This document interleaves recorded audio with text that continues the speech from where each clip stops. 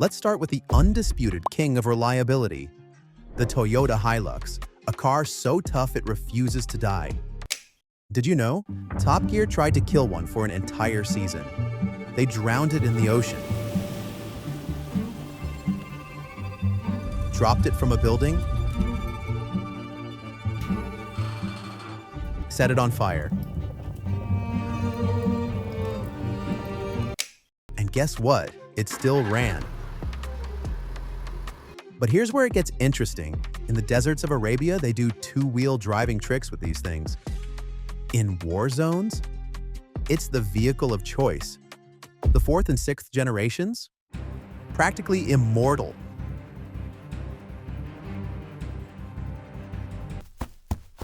Oh no, I'm just kidding. Now let's talk about something more luxurious. The LC 500, proof that reliable cars don't have to be boring. That glorious V8 engine, build quality that makes German cars nervous. As Topher once said, if you want a sports car that looks brand new after 10 years, this is your answer. A grand tourer that combines reliability with pure drama. Remember when everyone hated the Prius? Before Tesla became the internet's punching bag.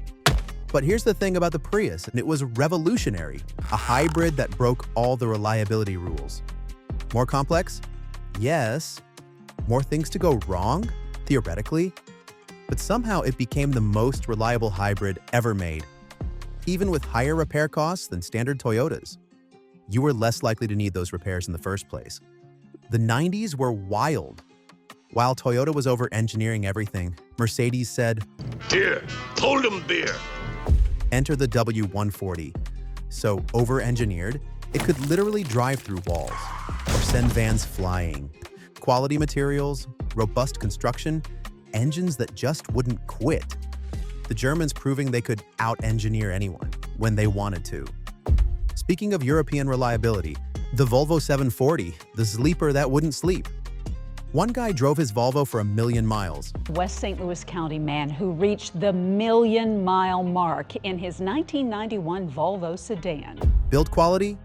Legendary. Engine durability? Bulletproof. Sure, it had some electrical gremlins, but what car from that era didn't? This vehicle intimidated speeders everywhere. The Crown Victoria, America's favorite police vehicle. It has a robust body design and it's built like a tank. So reliable that people still purchase used police vehicles and drive them for another 200,000 miles. Those were the good times, when police pursuits didn't end because the vehicle ran out of battery. Now, here's a puzzler. The Citroën 2CV, famous for two things: being extremely reliable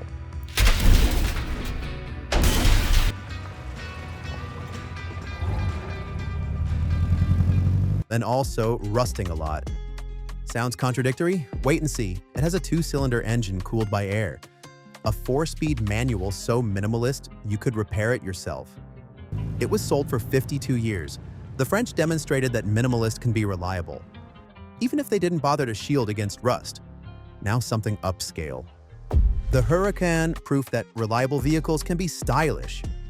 In UK data, is the most reliable supercar. That V10 engine? It's more reliable than most people's daily drivers, but perhaps don't tell the influencers. They already wreck enough of them.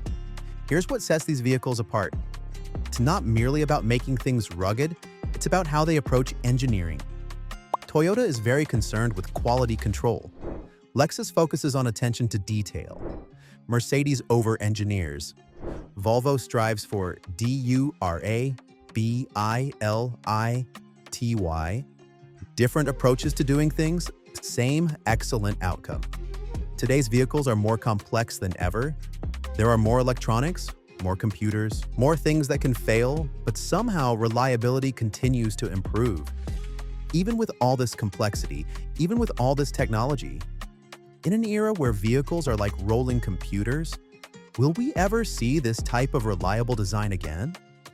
Or are we sacrificing the simplicity that made these vehicles great for features we don't necessarily need?